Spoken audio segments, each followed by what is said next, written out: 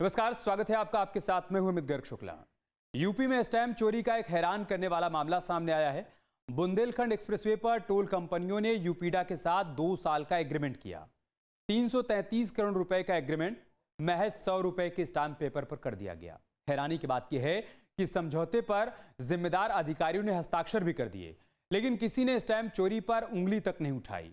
Stamp एवं प्रबंधन विभाग की जांच में मामले का खुलासा हुआ, जिसके बाद निबंधन विभाग ने स्टैम्प चोरी के करीब 13 करोड़ रुपए की वसूली के आदेश भी दिए। सवाल है कि क्या ये सिर्फ तकनीकी गलती थी या फिर करोड़ों के सरकारी राजस्व को नुकसान पहुंचाने की सुनियोजित साजिश थी। 100 रुपए की स्टैम्प पर 333 करोड़ का सौदा आखिर किसने कराया? देखिए न्यूज स्टेट की खास पड़ताल।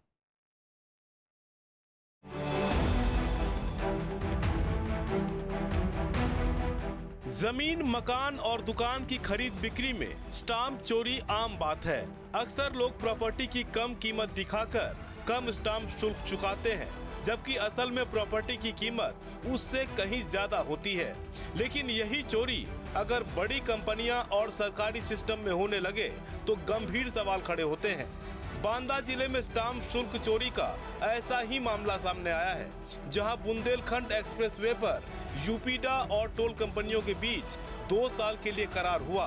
करीब 333 करोड़ रुपए का करार हुआ, लेकिन सरकारी खजाने में महज 100 रुपए आए। यानी 100 रुपए के स्टाम्प शुल्क पर ही 333 करोड़ रुपए का करार कर लिया गया। स्टाम्प एवं निबंधन विभाग की जांच में स्टाम्प चोरी का खुलासा हुआ, जिसके बाद अब उसकी वसूली की तैयारी की जा रही है। बुंदेलखंड एक्सप्रेसवे के टोल एग्रीमेंट में स्टाम्प चोरी, करोड़ों के स्टाम्प शुल्क चोरी का सनसनीखेज खुलासा।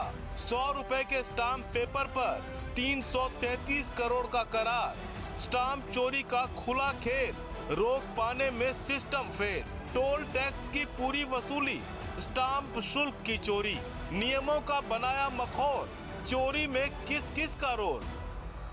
बुंदेलखंड एक्सप्रेसवे के टोल एग्रीमेंट में एक बड़े स्टाम्प चोरी का घोटाला उजागर हुआ है। बताया जा रहा है कि 2024 में बुंदेलखंड एक्सप्रेसवे के टोल वसूली को लेकर एक एग्रीमेंट किया गया था, जो कि यूपीडा और ठेकेदारों के बीच हुआ था। उसमें निबंधन विभाग के अधिकारियों द्वारा जब जांच में ये पाया गया कि उसमें एक बड़ा घोटाला हुआ है और उसी के चलते उस जांच में यूपीडा और ठेकेदारों के बीच एक मिलीभगत भी उजागर हुई है। बताया जा रहा है कि 333 करोड़ 65 लाख रुपया का टोल एग्रीमेंट 2 साल के लिए किया गया था, जिसमें भारी स्टाम्प चोरी का मामला उजागर हुआ है। तस्वीरें बुंदेलखंड एक्सप्रेसवे की है। करीब 296 किलोमीटर लंबा 4 लेन का एक्सप्रेसवे, जो बुंदेलखंड क्षेत्र के पिछड़े जिलों को दिल्ली, एनसीआर और लखनऊ से जोड़ता है।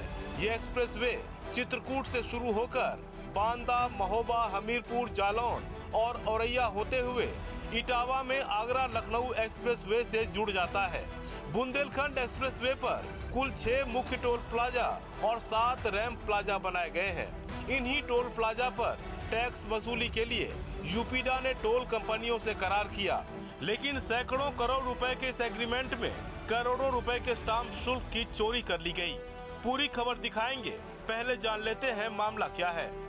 बुंदेलखंड एक्सप्रेसवे के टोल एग्रीमेंट में स्टाम्प चोरी। 2 साल के लिए 333 करोड़ 65 लाख रुपए में हुआ करार। 10 अक्टूबर 2024 को यूपीडा और टोल ठेकेदार के बीच करार। 100 रुपए के स्टाम्प पेपर पर करोड़ों का एग्रीमेंट। स्टाम्प एवं निबंधन विभाग की जांच में सामने आई चोरी। एग्रीमेंट पर तय दर के हिसाब से 4% स्टाम्प शुल्क दे था। कुल 13 करोड़ 34 लाख रुपए की स्टाम्प चोरी का आरोप। निबंधन विभाग के डीआईजी ने दर्ज कराया स्टाम्प चोरी का केस। विभाग ने स्टाम्प शुल्क की वसूली के लिए तेज की कवायद।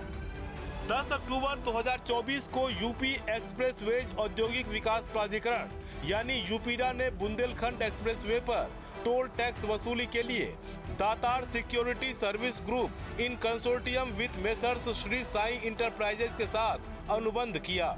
2 साल के लिए निजी कंपनी को टोल टैक्स वसूली का अधिकार दिया गया। में मामला ये है कि उत्तर प्रदेश सरकार हमारे प्रमुख सचिव और स्टाम्प डिपार्टमेंट आईजी रजिस्ट्रेशन साहिबा ने मतलब ये निर्देश दिए थे कि जितने भी अपंजीकृत विलेज हैं जिनकी रजिस्ट्री नहीं हुई है ऐसे डॉक्यूमेंटों को पता लगाया जाए। उसी परिप्रेक्ष्य में हम लोगों ने यूपीडा से जो है बुंदेलखंड एक्सप्रेसवे पे जो टोल प्लाजाज हैं उनकी कॉपी मांगी गई और उन्होंने उसकी कॉपी हम लोगों को दिया। हम लोगों ने परीक्षण किया और इसमें ये पाया कि ये टोल प्लाजा यूपीडा ने जो है messrs Datar security service group consortium with messrs Shri Sai enterprises के मध्य जो एक ही कंपनी है उसके मध्य में उन्होंने एक एग्रीमेंट साइन किया है और ये एग्रीमेंट 2 साल के लिए था। यूपीडा और कंपनी के बीच कुल 333 करोड़ 65 लाख रुपए का करार हुआ, लेकिन जब स्टाम्प विभाग ने इस एग्रीमेंट की जांच की तो पता चला कि करोड़ों रुपए के अनुबंध को केवल 100 रुपए के स्टाम्प पेपर पर निष्पादित कर दिया गया। जांच में पता चला कि इस एग्रीमेंट में 13 करोड़ 34 लाख रुपए की स्टाम्प चोरी की गई। यूपीडा के साथ 333 करोड़ 65 लाख रुपए का अनुबंध, ठेकेदार कंपनी ने तय स्टाम्प शुल्क नहीं चुकाया, केवल 100 रुपए का स्टाम्प लगाया, दस्तावेज रजिस्टर्ड शुल्क के बिना निष्पादित, सरकार को करोड़ों रुपए का हुआ राजस्व नुकसान। 24 से लेकर के 2026 तक 2 साल के लिए है और उसमें 2 साल में कहा गया कि पहले साल का जो किराया होगा वो 88,42,499 रुपये इसका किराया उन्होंने निश्चित किया और दूसरे साल इसी किराए की राशि में 10% की वृद्धि की। इस तरीके से लगभग जो है 2 साल में कंपनी द्वारा यूपीडा को 333.65 करोड़ रुपए अदा करना था और इसके बदले में कंपनी यूपीडा ने उनको 2 साल के लिए पूरे बुंदेलखंड टोल प्लाजा पर टोल वसूलने का अधिकार प्रदान कर दिया गया और ये जो अनुबंध साइन हुआ है वो मात्र 100 रुपए के स्टैंप पर निष्पादित कर दिया गया। आमतौर पर किसी भी बड़े वित्तीय अनुबंध पर कानून के मुताबिक स्टाम्प शुल्क देना अनिवार्य होता है, लेकिन इस मामले में एग्रीमेंट तो करोड़ों का हुआ लेकिन स्टाम्प शुल्क लगभग नहीं दिया गया। 333 करोड़ 65 लाख का जो टोल वसूलने का टेंडर हुआ था वह कतार सिक्योरिटी साई इंटरप्राइजेज और यूपीडा के बीच किया गया था। इसमें बताया ये जा रहा है कि 333 करोड़ 65 लाख की जो ये रकम है इसमें लगभग 13 करोड़ 34 लाख रुपया के स्टाम्प चोरी का मामला आया है, लेकिन ये इतनी बड़ा जो एग्रीमेंट किया गया है वो महज 100 रुपया के स्टाम्प में कर लिया गया था और ये जो 13 करोड़ 34 लाख रुपया स्टाम्प चोरी का मामला जो उजागर हुआ है, इन स्टाम्पों को ना ही खरीदा गया और ना ही इस एग्रीमेंट में यूज किया गया। यानी जहां करोड़ों रुपए का स्टाम्प लगना चाहिए था वहां सिर्फ 100 रुपए के स्टाम्प पेपर का इस्तेमाल कर दिया गया। यही कारण है कि स्टाम्प विभाग इसे स्टाम्प चोरी मान रहा है। अब जरा ये भी जान लेते हैं कि स्टाम्प शुल्क के लिए नियम क्या है। बड़े अनुबंध पर स्टाम्प शुल्क अनिवार्य होता है। अनुबंध की प्रकृति और मूल्य पर स्टाम्प शुल्क निर्भर करता है। पर्याप्त स्टाम्प के बिना दस्तावेज विवादित भी हो सकता है। कम स्टाम्प मिलने पर वसूली और जुर्माना संभव है। स्टाम्प चोरी पर कोर्ट केस भी दर्ज हो सकता है। जबकि हमारे स्टाम्प एक्ट के प्रावधानों कहता है कि इस पर स्टैम्प ड्यूटी अतिरिक्त लगनी थी। तो हम लोगों ने इस विलेय का परीक्षण किया और परीक्षण करने के बाद ये पाया कि इसमें लगभग 13 करोड़ 35 लाख के आसपास इसमें स्टैम्प की कमी है, जबकि 100 रुपए के स्टैम्प पर यह अनुबंध निष्पादित किया गया है, लीज विलेय निष्पादित किया गया है। स्टाम्प शुल्क राज्य सरकार की आय का एक महत्वपूर्ण स्रोत होता है।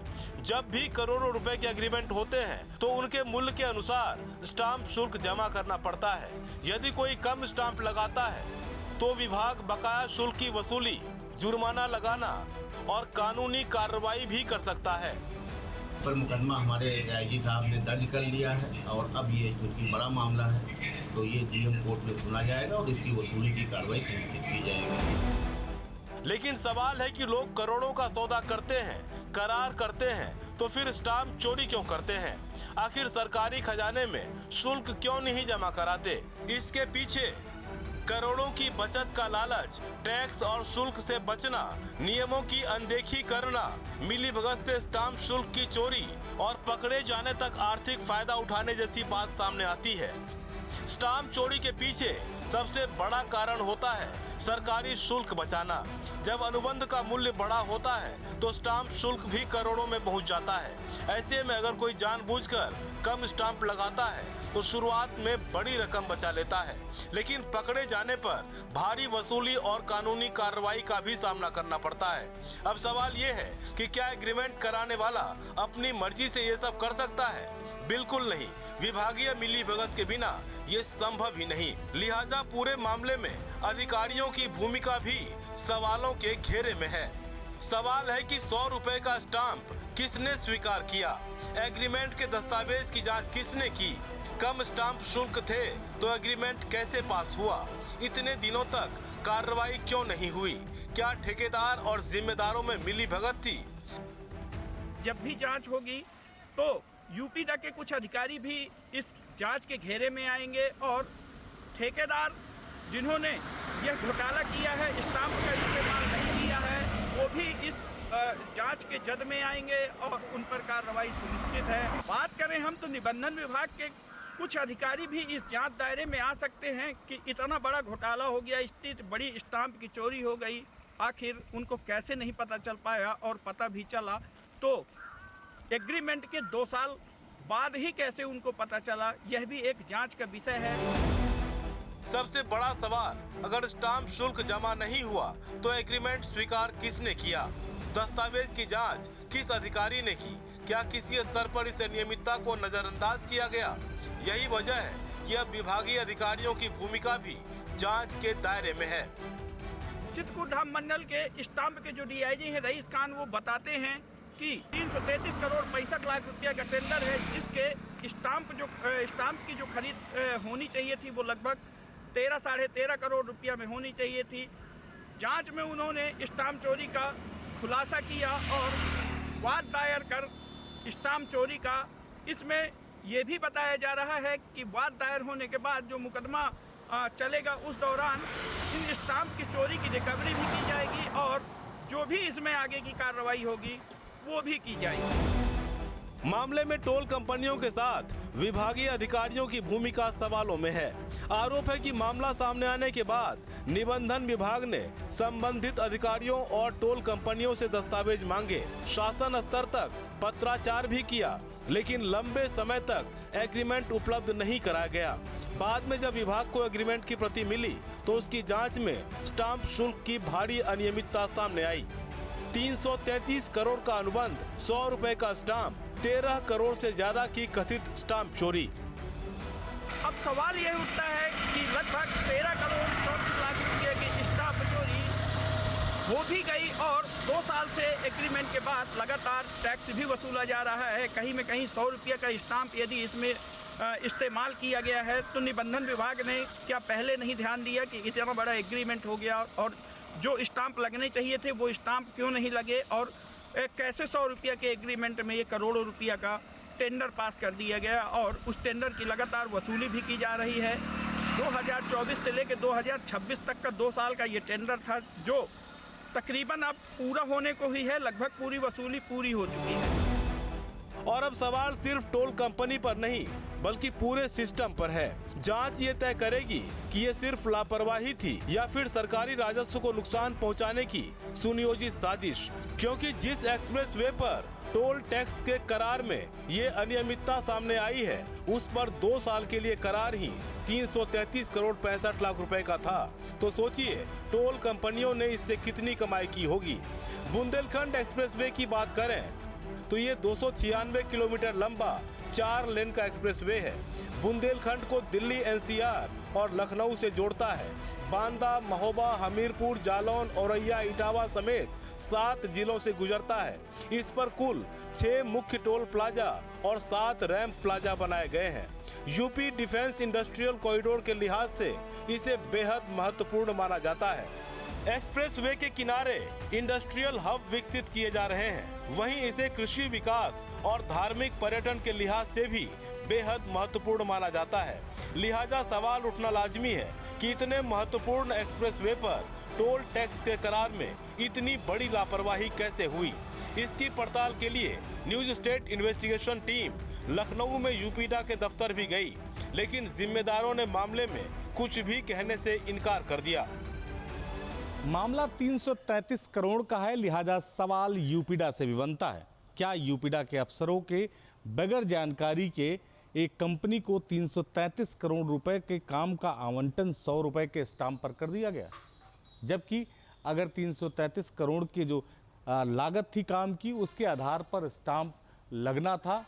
अब जो मामला है, इस मामले में जांच शुरू हो गई है। स्टाम्प विभाग ने बाकायदे यूपीडा के अफसरों के खिलाफ भी जांच कराने की मांग की है। उनको ये लग रहा है कि ये घोटाला बढ़ा हुआ है।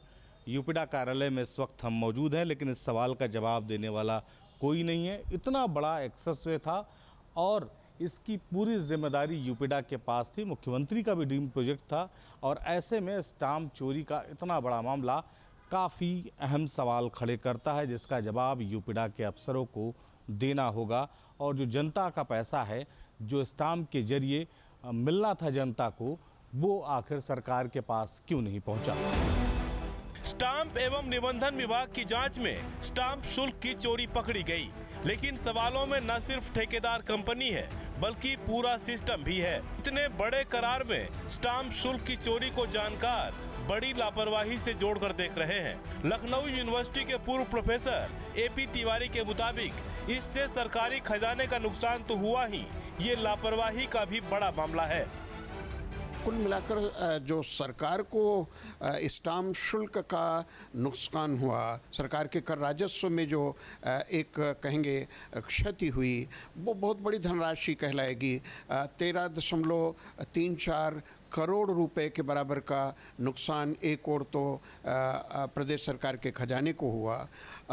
साथ ही साथ अगर देखा जाए तो एक बहुत बड़ा सवाल ये खड़ा होता है कि क्या इस प्रकार के अन्य प्रकरण तो जो सरकारी प्रतिष्ठान हैं, प्राधिकरण हैं, उनके स्तर पर और कहीं तो घटित नहीं हो रहा है।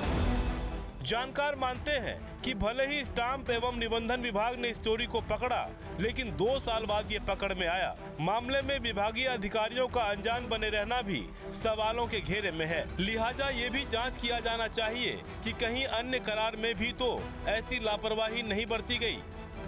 बड़े पैमाने पर सवाल ये किया जा सकता है कि क्या इतना बड़ा घपला ये जो हुआ, ये अधिकारियों के, उच्च अधिकारियों के संज्ञान में नहीं था, क्योंकि जहाँ पर स्टाम्प शुल्क 4% की दर से दिया जाना था, वहाँ केवल 100 रुपये के स्टाम्प शुल्क पर ही सारा अनुबंध कर लिया गया। तो एक मूल सवाल उठता है कि कहीं ये वाकई सही है या इसके कह सकते हैं तल में कुछ और बातें हैं। तो कुल मिलाकर इसकी एक व्यापक जांच की आवश्यकता है।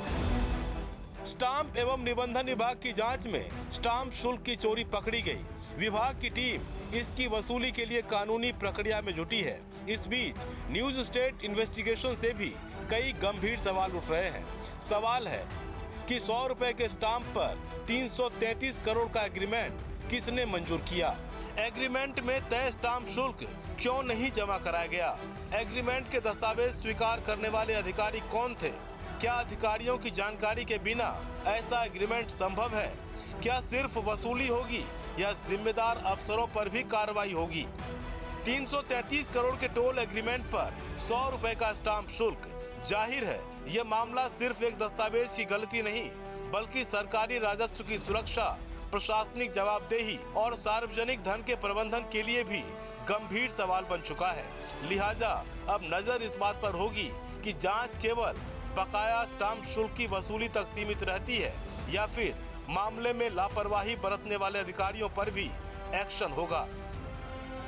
जो ये मुकदमा दर्ज हुआ स्टाम्प चोरी का, वाद का, यह अलग बात है, लेकिन प्रशासनिक तौर पर यदि इस मामले की जांच कराई जाएगी तो निश्चित तौर पर निबंधन विभाग के अधिकारी हों, यूपीडा के अधिकारी हों या जिन्होंने मिली भगत से यह टेंडर लिया वो ठेकेदार हों, सभी जांच के घेरे में आएंगे और कहीं न कहीं सभी की भूमिका संदिग्ध जरूर दिखाई देगी। Akhilesh Tripathi, news state, Banda.